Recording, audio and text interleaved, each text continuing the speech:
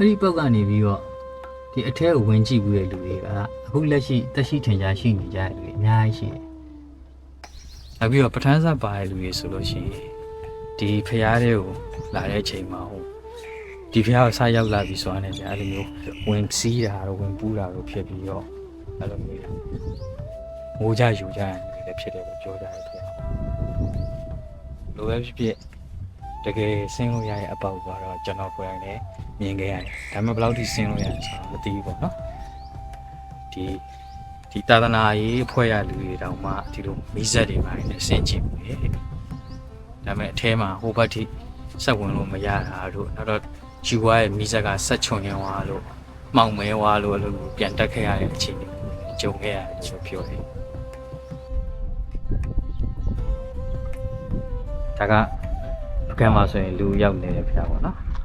ဒီကပကံမှာဆိုလို့ရှိရင်တောင်ဘက်အဆုံးဆုံးမှာရှိရဖျားနောက်ဘက်အဆုံးဆုံးမှာကျတော့ကြောက်ကုန်းချီလက်ရှိချင်းနေရတော့ကျွန်တော်တို့ကဟိုဘက်ဒီ6ဘက်ဟိုဘက်ဒီဆက်သွားတယ်လက်ရှိနိုင်ငံချင်းတော့ကောင်းတော့မသွားတော့ကောင်းတော့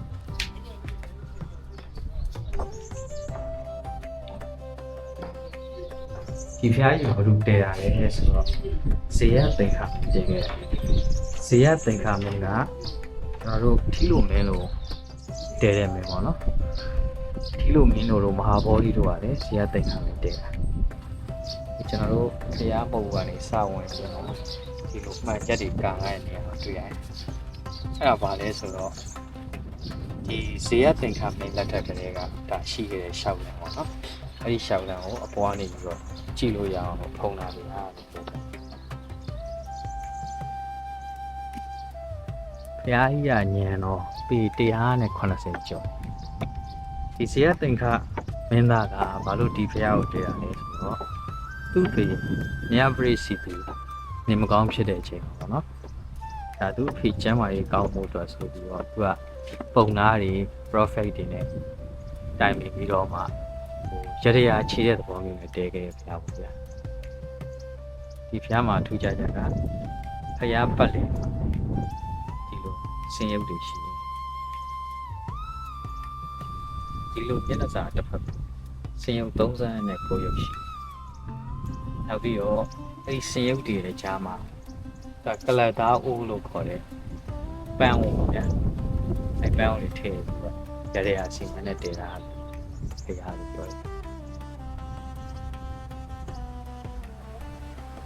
နောက်တစ်ခုကဒေတာကန်ကြီးရဲ့ပြောစကားအရဆိုလို့ရှိရင်ဒီဘုရားကနတ်ကြီးရပေါ့နော်ဟိုတိုက်ဘုရားလိုမျိုးပုံစံဖြစ်နေအဲထဲထဲမှာဆိုလို့ရှိရင်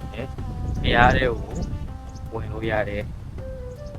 ဒီလိုင်းပေါက်ရှိတယ်အဲ့ဒီလိုင်းကိုပေါက်ကနေပြီးတော့လောကနာဘုရားတွေသွားလို့ရတယ်ပြောကြတယ်ဒါရင်ဆုံးဘုရားတစ်ပတ်ပတ်ကြည့်လိုက်ပါ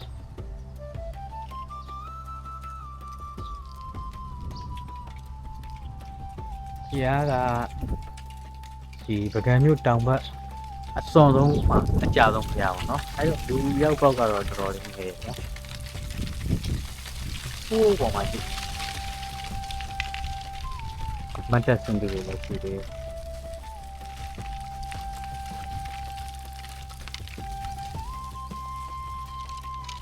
ဒီဘုရားကြီးမှာနောက်ထပ်ထူးခြားတာတစ်ခုကကြတော့ဘုရားရဲ့ဌာပနာတိုက်ကိုတူဟန်ဘွားမင်းလို့ပြောတယ်တူဟန်ဘွားမင်းကဌာပနာတိုက်ကိုဖောက်ခဲ့တဲ့အပေါက်ကြီးရှိတယ်အဲ့ဒီအပေါက်ကြီးကနေပြီးတော့ဆင်းသွားလို့ရှိရင်ဒီကလောကနန္ဒာကိုသွားလို့ရတဲ့လိုင်းပေါက်ကိုရောက်အဲ့ဒီပေါက်ကကျွန်တော်ပြင်ပြပေးမယ်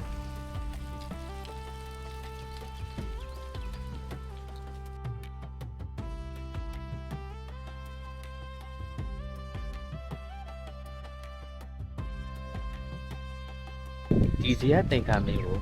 ၎င်းပြမင်းထီးလိုမင်းလို့လည်းခေါ်ကြသေးတယ်ကြည့်ပါဦးဗျာလောက်တိဒီဒုက္ခရဲ့လက်ရရခန္ဓာလေးဆိုတော့ပြီးတော့ကျွန်တော်ဖတ်ဖူးတဲ့လောက်ဆိုလို့ရှိရင်ဒီဇေယသင်္ခါမင်းကိုယ်တိုင်ကလည်းဒီပြီးဒုက္ခကိုကျွန်တော်စိတ်ဝင်စားတယ်ဘုရားရဲ့ဆောက်တဲ့အခါတိုင်းပေါ့သူကိုယ်တိုင်ချက်မှတ်ပြီးဆောက်တယ်နောက်တော့ဒီအုပ်စီတဲ့ပညာတို့ဘုရားတည်ရဲ့ဒီစနစ်ပိုင်းတွေကိုသူကိုယ်တိုင် စီမံတယ်လို့ပြောတယ်အဲ့တော့သူ့ဖျားတွေကတခြားဖျားရည်တဲ့ပြီးတော့စောင့်လို့ရည်တည်ညာမယ်ကောင်းတယ်လို့ပြောကြတယ်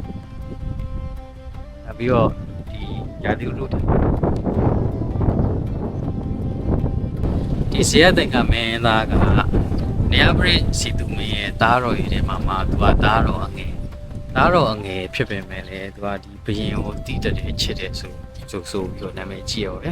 အဲ့တော့သူဖေမကျမ်းမာတဲ့အချိန်မှာဒီဖျားတီးပြီးတော့ဒီကျမ်းမာဖို့အတွက်ဆူတောင်းမိရဲ့ကုသိုလ်ပြုရဲဆိုတော့ဘရင်ကကျမ်းမာသွားတဲ့အချိန်မှာဒီနိုင်ငံလှည့်တာတော့ဘာလို့ညာပေါ့ဗျသူများရေရှောက်တင်ကြရသူသားတော်တီးပေးတဲ့ဖျားဆိုတာသိရခါကျသူသားတော်သူပြန်ပြီးတော့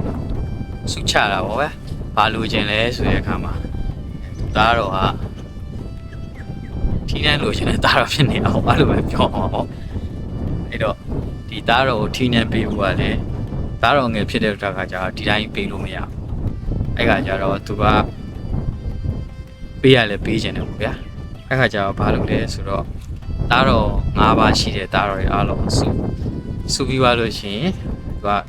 ဒီမူကြီးမတ်ရာတွေရောဒီတိုင်းသူပြည်သားတွေရောပေါ့ဗျာအဲ့လိုမျိုးခေါ်ပြီးတော့တဲ့သူကတဲဖြူကင်းတယ်ရာဇမတ်ကရယ်ပြီးတော့ထီးဖြူကိုအလဲကောင်မှာစိုက်တယ်ပြီးတော့သားတော်၅ပါးကိုအဲ့ဒီခါမှာဝိုင်းထိုင်ခိုင်းတယ်နော်ဝိုင်းထိုင်ခိုင်းပြီးတော့အတိတ်ထိုင်ခိုင်းတယ်ထီးတော်ဒီထီးဖြူပါပေါ့ဗျာအဲ့ဝိုင်းထိုင်နေတဲ့သားတော်တဘာဘာဘက်ကိုရိမ့်တဲ့ဘက်ကသားတော်ကနမ်းရမယ်ဆိုရင်လုပ်တဲ့အခါမှာဒီဇေယျတင်ကာမင်းဘက်ကို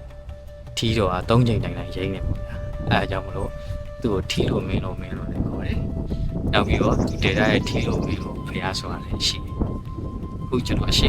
ရှိရဲ့ပေါက်ကဒါတိုဟန်ဘွားမင်းဌာပနာဖောက်တော့မှရှိခဲ့တယ်ဖောက်ခဲ့တဲ့အပေါက်ကြီးလို့ပြောတယ်ဆိုပြန်နော်ပေါ်တော့လည်းတွေ့အဲ့ဒါတော့ဒီရှိမှမြင်ရတဲ့ပေါက်ကြီးဆက်တဲ့ချင်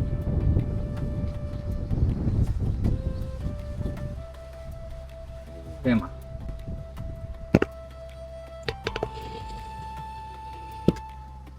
အဲ့ဒီပေါက်ကနေပြီးတော့ဒီအထဲကိုဝင်ကြည့်ပြီးတဲ့လူတွေကအခုလက်ရှိတက်ရှိထင်ရှားရှိနေကြတဲ့လူတွေအများကြီးရှိတယ်။နောက်ထင်မြင်ရ။ဟ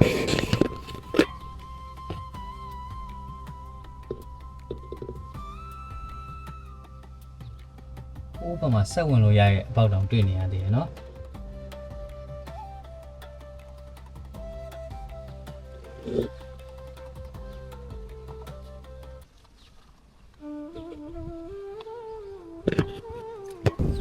အဲ့ဒီပေါက်ထဲကနေပြီးတော့ဝင်လိုက်လို့ရှိရင်ဒီလောကနဲ့တော့တော်လို့ရတယ်ကိုပေါက်ရှိတယ်နောက်ပြီးတော့အထဲမှာဒီဇေယျတင်ခါမင်းရှိရဲ့လောင်းလေးလည်းရှိတယ်ပြောတယ်နောက်တော့ကြောက်တက်တာရှိပါဗျာကြောက်တက်တာတွေထဲမှာဒီဌာပနာကြီးရှိတယ်အဲ့ဌာပနာတွေကိုဥစ္စာဆောင်တွေစောင့်ရတယ်ပေါ့အဲ့လိုမျိုးလည်းပြောတယ်နောက်ပြီးတော့ပဋ္ဌာန်းစာပါတဲ့လူတွေဆိုလို့ရှိရင်ဒီဖျားတွေကိုလာတဲ့အချိန်မှာဟိုဒီဖျားကိုစားရောက်လာပြီဆိုတော့အဲ့လိုမျိုးဝင်စီးတာဝင်ပူးတာတို့ဖြစ်ပြီးတော့အဲ့လိုမျိုးမိုးကြယူကြရင်လည်းဖြစ်တယ်လို့ပြောကြတယ်ဖျားပေါ့လိုပဲဖြစ်ဖြစ်တကယ်ဆင်းလို့ရတဲ့အပေါက်ကတော့ကျွန်တော်ကိုယ်တိုင်လည်းမြင်ခဲ့ရတယ်ဒါပေမဲ့ဘယ်လောက်ထိဆင်းလို့ရလဲဆိုတော့မသိဘူးပေါ့နော်ဒီသာသနာရေးအဖွဲ့ရလူတွေတောင်မှဒီလိုမိဆက်တွေပိုင်းနဲ့ဆင်ကျင်မှုရဲ့ဒါပေမဲ့အထဲမှာဟိုဘက်ထိဆက်ဝင်လို့မရတာတို့နောက်တော့ဂျူဝါရဲ့မိဆက်ကဆက်ချွန်ရင်ဝါလို့မှောင်မဲဝါလို့အဲ့လိုပြန်တက်ခဲ့ရတဲ့အခြေအနေမျိုးနဲ့ကြုံခဲ့ရတယ်လို့ပြောတယ်။နောက်ကျွန်တော်နဲ့အတီးရဲ့လူတယောက်ဆိုလို့ရှိရင်ဒီဖျားကြီးတွေကနေသူတို့ဆင်းသွားပြီးတော့ဟိုဖျားရဲ့ဒီပရဝုံပေါ့နော်ဒီဖျားကြီးတတိုင်းခတ်ထားတဲ့ဖျားပဲဒီဖျားကြီးတတိုင်းခတ်ထားတဲ့အဲ့လိုထောင်းတနေရာအထိကိုတော့မှတိုင်ကူတွေကနေသူတို့ရအောင်တွားခဲ့ပြီလို့ပြောကြတယ်ဒီဖျားကြီးကိုသစ္စာပံစေတနာကြီးဖျားလို့လည်းခေါ်တယ်လို့စေစနာကြီးဖျားလို့လည်းခေါ်ကြတယ်တဲ့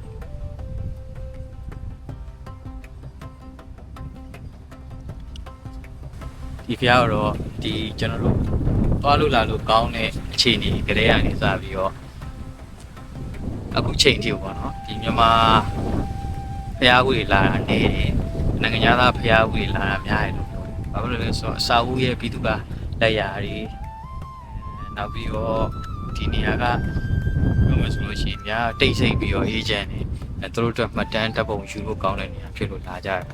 ခြားဖျားကြီးကြောင့်ဖျားဦးဧည့်သည်များတယ်တပ်ပုံရိုက်တဲ့လူတွေများတယ်အဲ့လိုဆိုတိတ်သွားကြဘူးနော်။ဘက်တွေလာကြတယ်လို့ပြောတယ်။အားဖြစ်ပေါ်လေကျွန်တော်ကတော့ပကံရောက်ပြီဆိုလို့ရှိရင်ကျွန်တော်တို့ပကံကဘယ်လောက်ခမ်းနားခဲ့ရလဲဘလို့လူမျိုးတွေဘလို့ရည်ရွယ်ချက်တွေနဲ့ဘလို့အစာအုပ်တွေကိုစောက်ခဲ့ရလဲသိကျင်တယ်လို့ဖြစ်နေတယ်ကျွန်တော်ကတော့ရောက်တယ်ဆိုတဲ့နေရာတွေသွားလို့ရနိုင်တဲ့နေရာတွေကိုကျွန်တော်ပုံသွားပါတယ်ပေါ့နော်အဲ့တော့ကျွန်တော်ရဲ့ဒီစေတနာကြီးဖျားနဲ့ပတ်သက်ပြီးဘလော့တွေကတော့ဒီလောက်ပါပဲနောက်ဘလော့တွေမှာပြန်ဆုံးပါမယ်ကျွန်တော်ကတော့ စစ်ဖြစ်ပါတယ်